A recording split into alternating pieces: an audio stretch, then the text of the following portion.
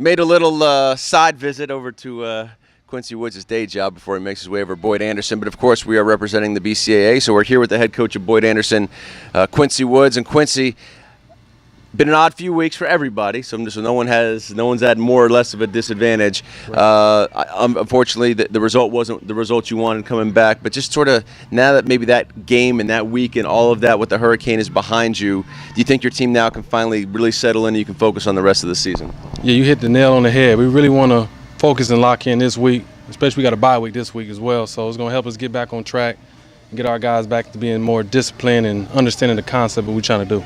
So it looks like you might have bought yourself a little training camp. You know, a little reboot of fall camp here with the bye week, right? Which can really get you to focus on the things you like to focus on, and then obviously who's week after next? Right. So we have on Monday we have Dillard, okay. And then we have Northeast Friday. So it's both two district games. So we have to be well prepared and make sure we execute the plan that we're trying to put in. Have you given any thought to how you're going to manage next week with two games in 1 week?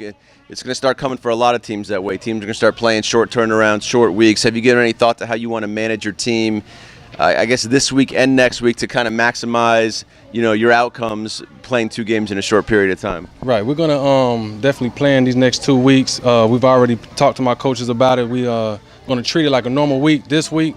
And then next week, after the game, it will be just like a normal day. We'll do our weightlifting, our film study, and install. And then we'll go on the rest of the week with our shells and helmets the last day of practice before Friday. All right, so I think it'd also be kind of fun for the kids, right? You can cram a lot of football into a short period of time, certain weeks. And, with the NFL and with college, players are worried about safety and their bodies holding up and whatnot. And obviously that's the same concern at this level. But I also think at this age, most of these kids that we know that we cover, you can't get them off the field. Right. They like to play, so I have a feeling they could have a good time with this. Yeah, they definitely will. I remember before the hurricane, it was about to have us play, Tuesday or Wednesday? Right. Versus Piper, and our guys are already ready to go. We was already preparing. We was already good. So they're eager to play, and plus it's our district game, so we're not going to take any of these things lightly. All right, let's talk about your team for a second. We mentioned before, we were talking a little bit before when I got here, Boyd Anderson always has had a lot of talent. It's always been a successful program. You're going through a little ebb, not on the success side, but you're going through a little ebb in terms of experience and youth versus maybe age and maturity. But sometimes with youth comes a lot of talent. Sometimes that talent doesn't always know what it's doing, but you're there to kind of mold it. It seems like that's the kind of team you have this year. Right, and that's exactly what we're doing. We're just trying to make sure that our young guys are trying to become more of our veteran guys in everything we're doing with the flow of the game, with practice, with everything. Our guys are new varsity players, so we got to make sure we're trying to prepare them for this varsity experience every week. Who's some of your top players? Who are some of the guys that you rely on week in, week out? When you go into a game, hey, I know this guy's going to have a good game. I know this guy's going to have a good game. These guys I know I can always count on. Well, we always start with our defense. Defensively, we're very strong. We have a talented group of young men. It starts with Romello Ruddy and Cecil Powell. Those are both juniors who play everything on every down for us. And then it starts with our up front as well. We have Dante Banton and Kyle Rosson and Willie Tyndall, who's leading our back end. And then on the offensive side of the ball, we have our two senior leaders in Maverick Jackson and Jakevian Harrell. So those two guys lead us. And then we got our playmakers on the outside with Raphael Williams. And those are our guys that we really try to get the ball and utilize every week. All right, now you mentioned a name there. You mentioned Willie Tyndall. Yeah. Is he part of the great Tyndall BA family? He actually is. He's part of the family. Our OC is Willie Tyndall, so we got Willie Tyndall the cornerback and Willie Tyndall the OC. So we go with Coach T and Willie T, so we can just distinguish the two. But yeah, that's that family tree that we're just trying to continue at Boyd Anderson. I don't know if Derek's the brother or if they're cousins or nephews. They're cousins, so he's playing at Wisconsin, playing big time ball. Yeah, so they talk about that all the time. We have great conversations about who's going to win every week with Wisconsin or not. So it's fun times at Boyd Anderson. Now let's talk about you for a second, because you've taken an unusual path here to South Florida. Most coaches, I won't say most, but I would say most of the coaches that are coaching in this area have some sort of roots or connection here. You have a connection too, but probably in a somewhat of a more non-traditional way. Right. You came down with Eddie Brown, yes. Who was a great Arena League player. He played high school football here, but spent a lot of time in Kansas, both at the JUCO level and in high school. And maybe you could tell some of the backstory on that and your relationship with him, and then how you got here. Right. So I've been on Eddie Brown for maybe 15 years. So I got introduced to him when I finally got done with my playing career. Met him at my old high school. We started coaching there.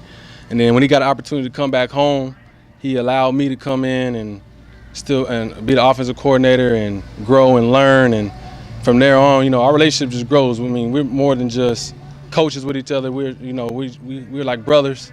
So that relationship just is continuing to grow. I talk to him every week. He helps me out with being a head coach and what things I need to do and direction that we have. And like you said, I was brought into South Florida on the outside, a remote connection through Eddie Brown. He's a Dade County guy. Everybody know him as Rabbit. Right. So I got introduced to it in a quick, fast, hit you in the face kind of way. But that sounds like South Florida football. It's quick, fast, hit you in the face. Hit you in the face. That's exactly what it was. So, man, I've grown and I've learned so much, and I'm glad that this community and the kids and everybody is inviting me into this family, because this is a family. It really is. South Florida football, you guys treat each other with respect and with love. So I'm thankful that they invited me into it. Well, I don't know how many people will be watching us back in Kansas, but there's really not a question about where the better football is, so we don't have to worry about that. But here's what I want to know. You come here from Kansas, right? And let's go back to that, maybe your first couple weeks getting involved with football down here. Now, it started out at Northwestern, but right. you were probably out at different events and camps and whatnot. Exactly. When you saw it for the first time, what was your reaction? This is why they're great. This is why they succeed and they excel at the next level, because it's nonstop football, Sunday through Sunday. There's no days off. There's nothing. They love it. They cherish it, and South Florida football. All right, now last thing or two, you said how Coach Brown kind of mentors you as being a head coach. You kind of got thrown into being a head coach pretty quick as well. Yeah. What have you learned most about what it really requires to be a good head coach overseeing a team and a program? You've played football in high school, you've played football at the JUCO level, you've coached here, but now you are the guy. Right. What are the things that you prioritize being the head coach? You got to be able to delegate. If I'm trying to dictate and control everything, that's one thing I learned from Eddie Brown. He trusted his staff. So he taught me how to trust my staff. But he always tell me, Coach, you got to coach the coaches. You just don't coach the kids, you got to coach the coaches. Same thing he did for me. So I hope and I know that I'm doing my best to make sure I coach the coaches and the kids to make sure that they get an opportunity as well to be a head coach or a coordinator, or maybe even go on to the next level if that's what they want to do. Do you like being the guy in charge? Oh, I love being the guy in charge. You can't like being a head coach. You either gotta love it or you don't. So I love being the head man in charge, man. You learn so much. You learn on the job, and you learn from our past experience as well. All right, well, Quincy, appreciate you taking some time today. I guess I would say enjoy this week off, because I don't think you're going to have too much time off moving forward, but enjoy it. I think it's probably a good opportunity to kind of hone in a little bit and then get yourself ready to jump off over the last, I guess, sort of be a three-quarters of a season packed into a half a season. Right, yeah, we have to get ready for district play and take care of one game at a time. All right, appreciate the time again. Thank you. No problem, thank you.